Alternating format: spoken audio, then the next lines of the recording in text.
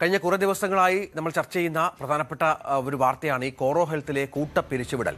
800ഓളം ജീവനക്കാർക്കാണ് ജോലി നഷ്ടപ്പെട്ട സാഹചര്യമുണ്ടായത്. ഇന്നിപ്പോൾ ഇതുമായി ബന്ധപ്പെട്ട് യുവജന സംഘടനകളുടെ പ്രതിഷേധമുണ്ടാകുന്നു. AYF കോറോ ഹെൽത്തിന്റെ കൊച്ചിയിലെ ഓഫീസിലേക്ക് മാർച്ച് നടത്തും എന്നുള്ളതാണ് ഒരു വിവരം. തൊഴിൽ മന്ത്രി ബിന്ദു കൃഷ്ണ കമ്പനിയുടെ ഉന്നത ഉദ്യോഗസ്ഥരുമായി മറ്റന്നാൾ ചർച്ച നടത്തും. കഴിഞ്ഞ ദിവസം വിളിച്ച ചർച്ചയിൽ കമ്പനി ഉദ്യോഗസ്ഥർ എത്തിയിരുന്നില്ല. ലേബർ കമ്മീഷണർ അടക്കം ഈ വിഷയത്തിൽ ഇടപെട്ടിട്ടുണ്ട്.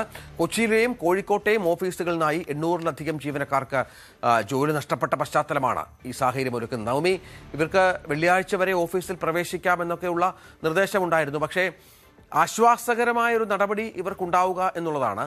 ഇതിനകം തന്നെ ആനുകൂല്യങ്ങളടക്കം ഇവർക്ക് നൽകി കമ്പനി.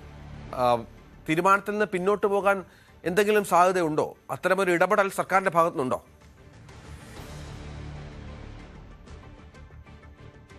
രഞ്ജിത്ത്, സർക്കാരിന് ചെയ്യാൻ കഴിയുന്ന എല്ലാ തരത്തിലുള്ള ചർച്ചകളിലേക്കും സർക്കാർ കടന്നു കഴിഞ്ഞു. 10-ാം തീയതിയുള്ള നിർണായകമായ ചർച്ച, മന്ത്രി ബിന്ദുവിന്റെ നേതൃത്വത്തിലുള്ള ചർച്ച നടക്കാനിരിക്കുന്നതേ ഉള്ളൂ. പക്ഷേ നമുക്കറിയാം, ഒരു അമേരിക്കൻ കമ്പനിയാണ്. അവരുടെ നിലപാടിൽ നിന്നും ഒരു തരി പോലും ഇതുവരെയും പിന്നോട്ട് മാറിയിട്ടില്ല. കാരണം അവർ പറയുന്ന ഇതെല്ലാം സാമ്പത്തികമായി വലിയ ക്രൈസിസിലാണ് സ്ഥാപനം എന്നൊരു വിശദീകരണമാണ് നൽകുന്നത്. പക്ഷേ അവിടുത്തെ ജീവനക്കാരടക്കം പറയുന്നത് തങ്ങളെ മാക്സിമം പണിയെടുപ്പിച്ചതിന് ശേഷം മനഃപൂർവ്വം പിരിച്ചുവിടുന്ന ഒരു നടപടികളിലേക്കാണ്, യാതൊരു മുന്നറിയിപ്പുമില്ലാതെ പിരിച്ചുവിടുന്ന നടപടിയിലേക്കാണ് ഈ സ്ഥാപനം കടന്നിരിക്കുന്നതെന്നാണ് ജീവനക്കാർ പറയുന്നത്. എന്തായാലും 800ഓളം ജീവനക്കാർ വഴിയാധാരമായി നിൽക്കുന്ന സാഹചര്യമാണ്. അവർക്ക് വലിയ ആശങ്കയാണ്.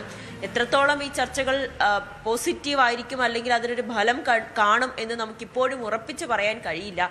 ഈ കഴിഞ്ഞ ദിവസം നടന്ന ചർച്ചയ്ക്ക് ശേഷം പോലും ഇവിടേക്ക് എത്തുന്ന, ഓഫീസിലേക്ക് എത്തുന്ന ജീവനക്കാരെ അകത്ത് കയറ്റി പ്രവേശിപ്പിക്കണമെന്നൊരു നിർദ്ദേശമായിരുന്നു ആ ചർച്ചയ്ക്കൊടുവിൽ നൽകിയത്. പക്ഷേ കോഴിക്കോട് പോലും ഇന്നലെ ആ സ്ഥാപനം പൂട്ടിപ്പോകുന്ന സാഹചര്യമായിരുന്നു. ജീവനക്കാർ പുറത്ത് നിന്ന് മടങ്ങേണ്ട ഒരു സാഹചര്യമായിരുന്നു. വലിയ പ്രതിഷേധം തന്നെയാണ് ജീവനക്കാരുടെ ഭാഗത്ത് നിന്നും വരുന്നത്. 3 മാസത്തെ ശമ്പളം ഇതിനോടകം തന്നെ അവരുടെ അക്കൗണ്ടുകളിലേക്ക് എത്തിക്കഴിഞ്ഞപ്പോൾ നേരത്തെ തന്നെ അവർ കരുതിക്കൂട്ടി, അതായത് ഇവരെ തിരിച്ചെടുക്കേണ്ടതില്ല, ഈ സ്ഥാപനം പൂട്ടി തന്നെ കിടക്കട്ടെ എന്നൊരു നിലപാട് തന്നെയാണ് ഈ സ്ഥാപനത്തിലുള്ളത് എന്നാണ് ഇതുവരെയും നമുക്ക് മനസ്സിലാകുന്നത്. പക്ഷേ ഒരു ചെറിയ ശതമാനം പ്രതീക്ഷയുണ്ട്. സർക്കാർ ഇടപെടുന്ന സാഹചര്യത്തിൽ, ഇത്രയും വലിയ പ്രതിഷേധം നിലനിൽക്കുന്ന സാഹചര്യത്തിൽ എന്തെങ്കിലും ജീവനക്കാർക്ക് ആശ്വാസകരമാകുന്ന ഒരു നിലപാടിലേക്ക് കമ്പനി കടന്നേക്കാം എന്നാണ് ഇപ്പോൾ പറയാനായി സാധിക്കുന്നത്. എന്തായാലും ഇന്ന് അവിടെ ഒരു പ്രതിഷേധം നടക്കുന്നുണ്ട്.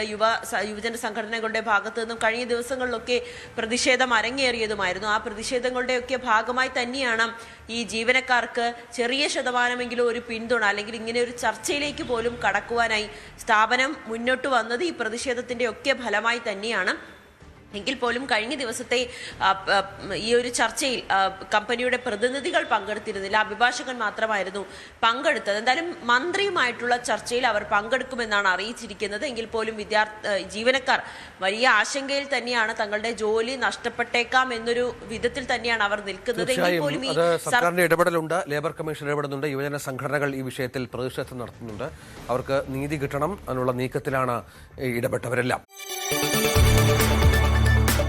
കൂടുതൽ വാർത്തകൾക്ക് news 18 Keralam YouTube channel subscribe ചെയ്യുക.